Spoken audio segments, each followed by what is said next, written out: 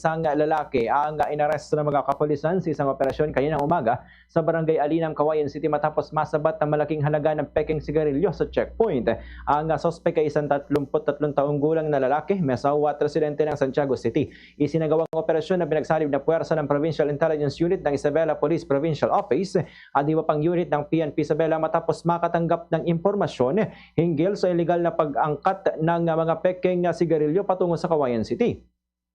Ayon sa ulat, ng mga peking sigarilyo ay binibenta sa mas mababang halaga kumpara sa mga lehitimong produkto. Nabigo rin ang suspect na magpakita ng kaukulang dokumento sa mga kapulisan dahilan upang siya ay agad na arestuhin. Nasa 1,250 na rims ng iba't ibang klase ng peking sigarilyo na tinatayang nagkakalaga ng 562,000 pesos kasama ng isang pickup truck ang nasabat ng mga otoridad.